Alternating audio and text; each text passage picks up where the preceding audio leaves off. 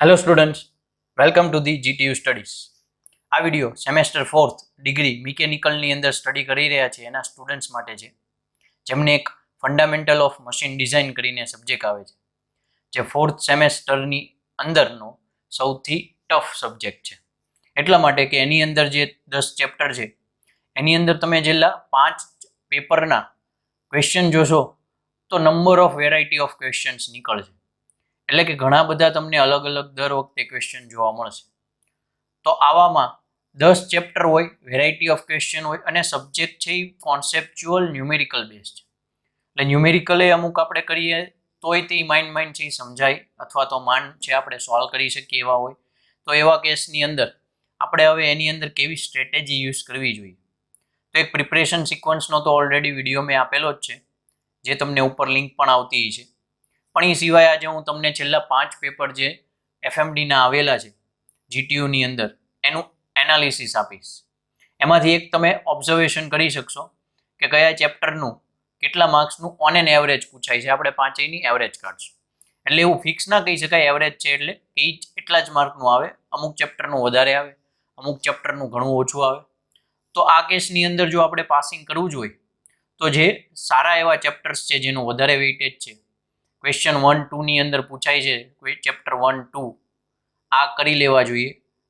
આટલું કરશો જેમાં તમારે આમ પાસિંગ કરતાં થોડુંક વધારે, ત્યારે એકાદ ચેપ્ટરનું વધારે પૂછાતું હોય તો એ જો ઓછું પૂછાઈ ગયું તો આમે એવું બીજું ચેપ્ટર હજી એક એવું કર્યું હોય જેનું વધારે પૂછાતું હોય એ થઈ જાય, અને એકાદ ચેપ્ટર એવું કર્યું હોય કે જે ઇઝી અને થોડુંક આવડે એવું હોય જેનું થોડુંક વધારે પૂછાઈ ગયું હોય તો કામમાં આવે. આ બધી સ્ટ્રેટેજી છે એ આપણે યુઝ કરવી પડે. તો એ સમર જે પેપર છે, વિન્ટર પેપર છે, એનું આખું બધાનું કમ્બાઈન કરી એનાલિસિસ છે એ આપણે વિડીયોની અંદર હવે જોઈએ. તો આ છે FMDનો લાસ્ટ 5 પેપરનું એનાલિસિસ. તમે જોઈ શકો છો FMD સબ્જેક્ટ કોડ છે, પ્રીવિયસ પેપર એનાલિસિસ. અહીંયા મેં આપણી યુટ્યુબ ચેનલની લિંક અને FMDના આખા સબ્જેક્ટના ટોટલ 84 વિડીયોઝ અવેલેબલ છે, એનું પ્લેલિસ્ટનું લિંક પણ છે. ત્યાંથી તમે લગભગ 95% જેવો સિલેબસ કવર કરી લીધેલો છો, ત્યાંથી તમે એ સિલેબસ પ્રિપેર પણ કરી શકો છો. હવે આપણે એની અંદર જઈએ તો આપણે એનાલિસિસ છે એ ઓબ્ઝર્વ કરીએ. તો એનાલિસિસની અંદર તમે જોઈ શકો છો કે ટોટલ આપણને ખબર છે કે FMDની અંદર 10 ચેપ્ટર આવતા હોય છે. તો એ 10 ચેપ્ટરની અંદર વિન્ટર 2023 એટલે હમણાં જે લાસ્ટ પેપર હતો એની અંદર કેટલા માર્ક્સનું છે એ ટોટલ પૂછાણેલું છે.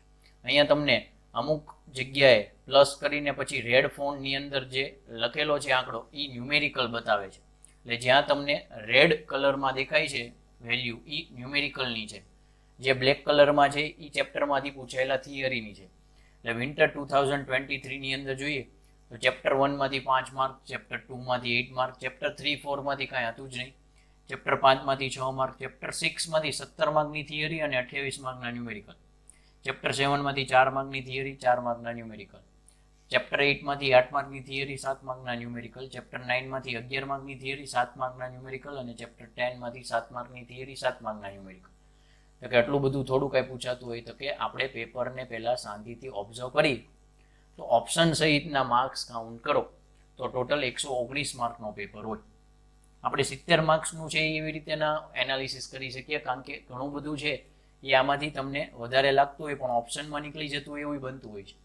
એટલે હું તો તમને ઓપ્શન સહિત જે ટોટલ કેટલું પૂછાયેલું હતું એ ચેપ્ટરનું એ ટોટલ એનાલિસિસ બતાવું છું. એટલે આ 119 માર્કમાંથી છે એ કેટલા માર્ક્સનું પૂછાયેલું હતું એ ચેપ્ટરમાંથી એનું વેઇટેજ છે. એવી જ રીતે તમે સમર 2023, વિન્ટર 2022, સમર 2022 અને સમર 2021 છે એનું ઓબ્ઝર્વેશન અહીંયા કરી શકો છો.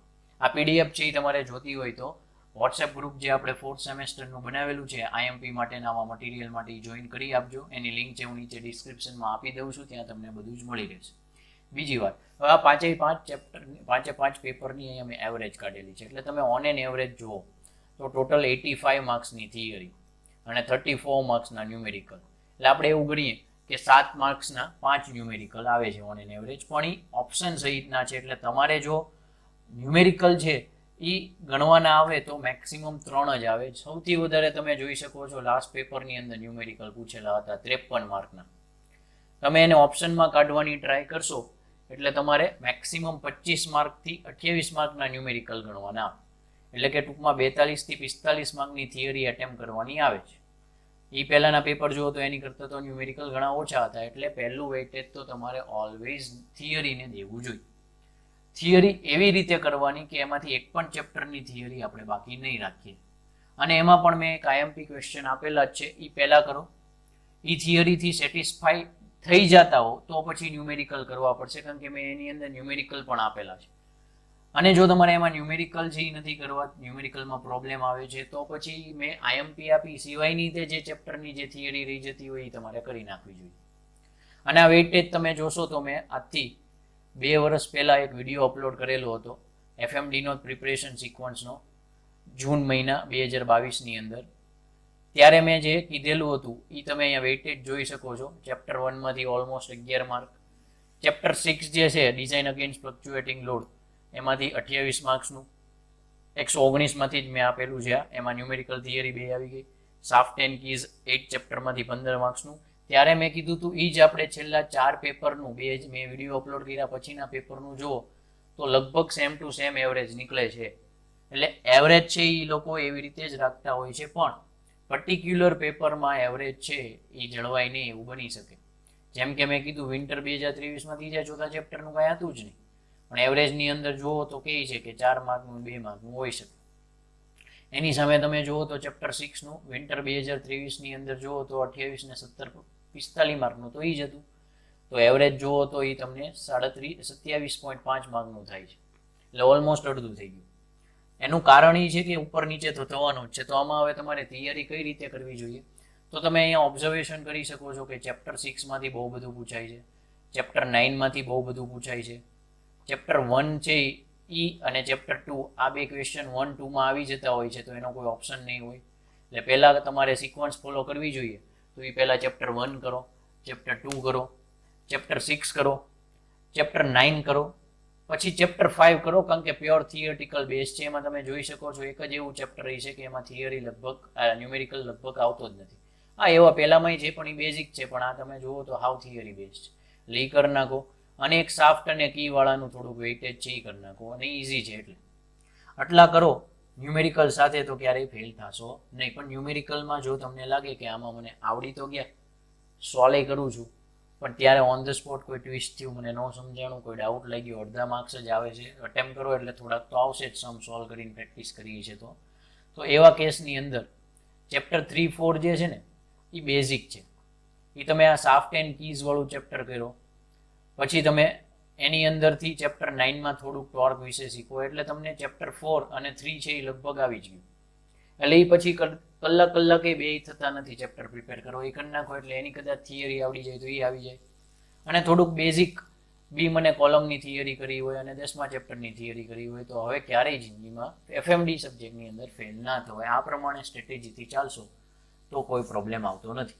આ જ રીતે હું દરેક સ્ટુડન્ટ્સને જે મારી પાસે ઓફલાઈન પણ સ્ટડી કરી રહ્યા છે એમને આ જ રીતે હું સમજાવતો જાઉં છું કે પહેલાં 4 ચેપ્ટર છે એમાં પહેલાં 2 તો પૂછાય જ છે ઘણું બધું, પણ 3જું ને 4થું ફટાફટ થઈ જાય એવું છે, અને પ્લસ એ કરશો એટલે આગળ પાછું કામમાં આવશે. અને એ કર્યું એટલે તમને સાફ્ટ અને કીઝનું બેઝિક ખબર પડે, કોલમનું બેઝિક ખબર પડી જાય, અને 5મું ને 6ઠું ચેપ્ટર પછી કરવાનું, અને પાવર સ્ક્રૂની થિયરી કરી નાખો, સમ થોડોક કરી નાખો, 10મા ચેપ્ટરની થિયરી કરો, નો પ્રોબ્લેમ. એટલે જ ત્યાં મારે ત્યાં આવતા સ્ટુડન્ટ્સને હું આ પ્રમાણે જેવી ફોકસ કરાવડાવું તો એ કન્ફર્મ પાસ થઈ જતા હોય છે. તો આ સિવાય પણ તમારે બીજા સબ્જેક્ટને આવો છો કોઈ ક્વેરી હોય, કોઈ ડાઉટ હોય તો તમે મારો કોન્ટેક્ટ કરી શકો છો. નીચે વોટ્સઅપ નંબર પણ આપેલો છે. અને ફ્યુચરમાં કોઈ પણ આવા સબ્જેક્ટ્સનું ડિટેલમાં શીખવું હોય, કારણ કે આ બધા સબ્જેક્ટ્સ એવી રીતે હું કરાવું છું કે ફ્યુચરમાં એમને ગવર્મેન્ટ જોબ લેવી છે, પ્રાઇવેટ જોબ લેવી છે, કોઈ બીજી રીતે એને બિઝનેસમાં રિલેટેડ સબ્જેક્ટ ત્યાં કામમાં આવી રીતે કરવું છે, બધું જ હું ઓન ધ સ્પોટ ત્યાં ભણાવતી વખતે જ એવી રીતે કરાવું છું. તો એવા સબ્જેક્ટ્સ તમારે શીખવા હોય તો તમે નેક્સ્ટ સેમથી આવી શકો છો.